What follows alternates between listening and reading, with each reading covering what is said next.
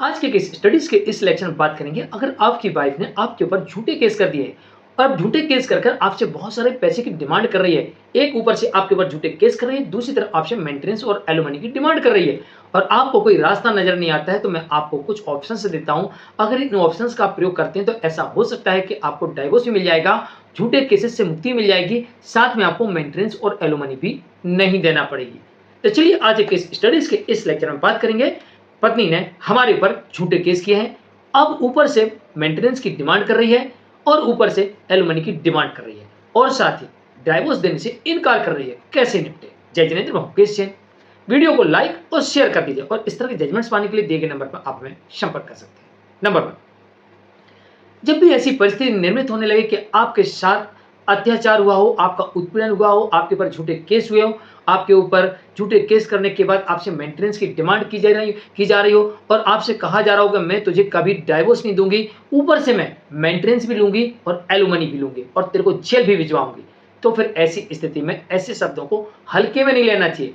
Cases में जो आरोप लगाए जाते हैं, उन आरोपों की शैली देखकर हमें सावधान और सतर्क हो जाना चाहिए। अब हमारी बारी है हम अपने आप को निर्दोष साबित करें। अब हमारी बारी है हम कोर्ट को ये बताएं कि हुजूर हमारे ऊपर केसेस झूठे हैं, हमें फंसाया गया है, हमारे ऊपर झूठे केस कर। अब डिमांड की जा रही है रकम की, एक तरफ तो कहा जा रहा है इतना दे दो, तो ओके सारे केस वापस ले लेंगे और डिवोर्स कर लेंगे। दूसरी तरफ कहा जा रहा है तेरे से मेंटेनेंस भी लेंगे, एलुमनी भी लेंगे, तुझे जेल भी भिजवाएंगे और ऊपर से डिवोर्स भी नहीं देंगे, जबकि मामले झूठे हैं। तो फिर आपकी ड्यूटी है आपको अपने आप को कोर्ट के सामने बेगुनाह साबित करने की। नंबर 1, ऐसी परिस्थितियों में सारे के सारे केसेस में अपनी तरफ से गवाही कराएं और गवाही के लिए अपने पड़ोसियों को चुनें, क्योंकि आपके पड़ोसी ही एक ऐसे एकमात्र आई विटनेस होते हैं जो 24/7 अपने दरवाजे को खोल खोल के सुनते हैं, कान लगा लगा के सुनते हैं, आंखें खोल खोल के देखते हैं भाई किसका झगड़ा हो रहा।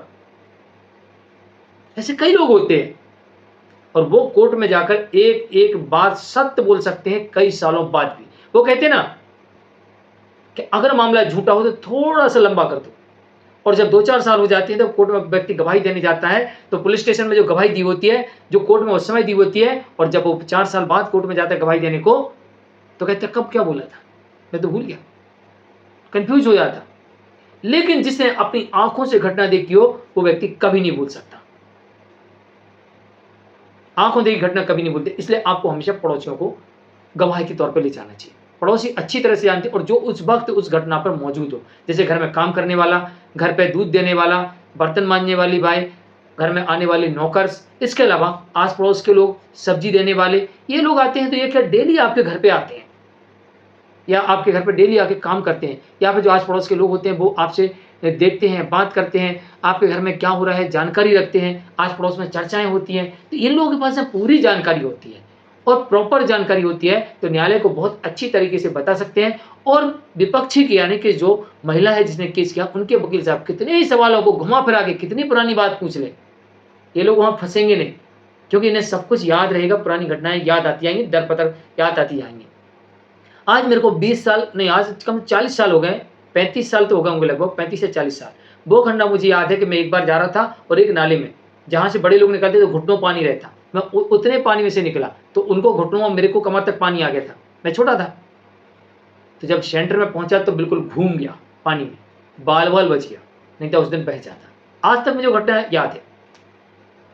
एक बार एक टीचर ने मेरे को 5वीं क्लास में, हाँ शायद 5वीं क्लास में था, अच्छा जोर के जमा के दिया था, आज ही मुझे वो थप्पड़ याद है, जबकि उसे मेरी गलती नहीं थी, फिर भी किसी दूसरे बच्चों को मारते मारते मेरे को भी छोड़ दिया, धड़ाम से गिर गया था। तो ये पुरानी बातें कभी भूलते नहीं, इसलिए आप आई विटनेस को लेकर जाइए। नंबर 2, आपके और आपके परिवार के ऊपर जिस तरीके का किसी भी प्रकार का कोई भी अत्याचार, उत्पीड़न, शोषण, धमकियां मिली हैं, मिल रही हैं, पहले हुआ या वर्तमान में ऐसा हो रहा है, तो तत्काल ऐसा व्यवहार करने वाले के प्रति, ऐसा अपराध करने वाले के विरुद्ध सीधा पुलिस स्टेशन जाइए, सीधे कोर्ट जाइए और सबूतों के साथ, गवाहों के साथ इनके ऊपर केस दर्ज करवा दीजिए। बस 2 रास्ते आपने अपना लिए, 2 रास्ते, मात्र 2 रास्ते। कितना भी आपके ऊपर गंभीर से गंभीर धाराओं में झूठा केस हो, आपके सारे केसेस भी हटेंगे और साथ ही आपको डिवोर्स भी मिलेगा, और हो सकता है कि मेंटेनेंस और एलुमनी भी नहीं देना पड़ेगा। और अगर जब आपके साथ किसी प्रकार का कोई भी अपराध हुआ और आपने उस अपराध के सबूत के साथ सही वक्त पर आपने उनके विरुद्ध केस फाइल कर दिया, तो फिर ऐसी स्थिति में आप डेफिनेटली मान के चलिए कि आपसे समझौते के आधार पर ही डिवोर्स होगा, और जब समझौते के आधार पर होगा तो दोनों तरफ के केसेस भी खत्म होंगे और इसमें मेंटेनेंस और एलिमनी भी नहीं देना पड़ेगा, क्योंकि उन्होंने आपके ऊपर झूठे केस किए हैं और आपने अपने ऊपर हुए अत्याचार के सबूतों के साथ सच्चे केस किए हैं। ऐसे में आपको सजा होने की संभावना कम और उनको सजा होने की संभावना ज्यादा होती है। लेकिन कई बार पति कहते, साहब पुलिस मेरी रिपोर्ट नहीं लिखती। अरे भाई, पुलिस लिखे या ना लिखे, आपको ऑनलाइन शिकायत दर्ज करवा देंगे, लिखित में भेज देना है, पोस्ट कर देनी है और उसके 30 दिन बाद एक आरटीआई लगा देनी है। क्या हुआ मेरे केस में? कुछ नहीं हुआ, बंद कर दिया, ओके, हम कोर्ट जाएंगे और कोर्ट में केस फाइल कर देंगे। पति के पास में ऐसे तमाम अधिकार हैं, पति के पास में और उसके परिवार के पास में सुरक्षा के तमाम अधिकार हैं।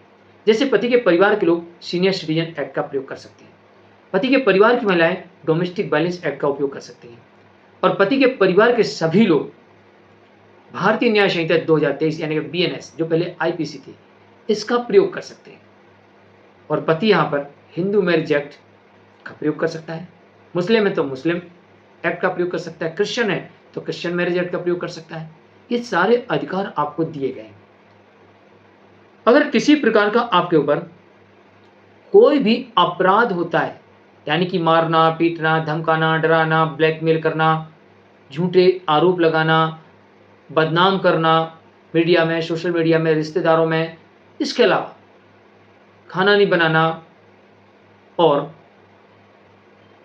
खुद की अडल्ट्री में पकड़े जाने पर, खुद के द्वारा चोरी करते हुए पकड़े जाने पर, खुद के द्वारा षड्यंत्र रचते हुए पकड़े जाने पर झूठे केस कर देना, अगर ऐसा आपके साथ होता है तो आपको इंतजार की बजाय कानून की सहायता लेना चाहिए और ऐसे मामलों से तत्काल निकलने का प्रयास करना चाहिए। और अगर ऐसा नहीं करते हैं, आप कानून की सहायता नहीं लेते हैं, तो आप कोर्ट में फंस भी सकते हैं। आप गवाहों की सहायता नहीं लेते हैं, आप कोर्ट में फंस सकते हैं। आप एविडेंस नहीं जुटाते हैं तो आप कोर्ट में फंस सकते हैं। तो इससे अच्छा है कि आस पड़ोस के लोगों से अच्छे संबंध रखिए, वक्त पड़ने पर उन्हें गवाह के तौर पर कोर्ट में ले जाइए। अगर किसी के पास में कोई भी डिजिटल एविडेंस है या कोई अन्य फॉर्मेट में एविडेंस है, उससे कोर्ट में ले जाकर प्रस्तुत करिए। और अगर आपके साथ किसी प्रकार का कभी भी शादी से लेकर आज दिनांक तक किसी प्रकार का धमकी देना, मारना, पीटना, कुछ भी करना, तो आप सीधे इनके खिलाफ पुलिस स्टेशन जाके या फिर सीधे कोर्ट में जाके केस दर्ज करवा सकते हैं। तभी जाकर ऐसे झूठे लोगों से जो आपको फंसा रहे हैं, परेशान कर रहे हैं, आपकी संपत्ति लूटना चाहते हैं, आपको बर्बाद करना चाहते हैं, आपको बिना किसी कारण के जेल भिजवाना चाहते हैं, आपका पैसा ऐंठना चाहते हैं, अपनी गलती छुपाने के लिए आपकी हत्या तक करवाना चाहते हैं, तो ऐसे लोगों के खिलाफ आप कानूनी एक्शन ले सकते हैं और उनसे हमेशा हमेशा के लिए छुटकारा पा सकते हैं, वो भी बिना मेंटेनेंस और एलिमनी के। आज के केस स्टडीज के इस लेक्चर में इतना ही।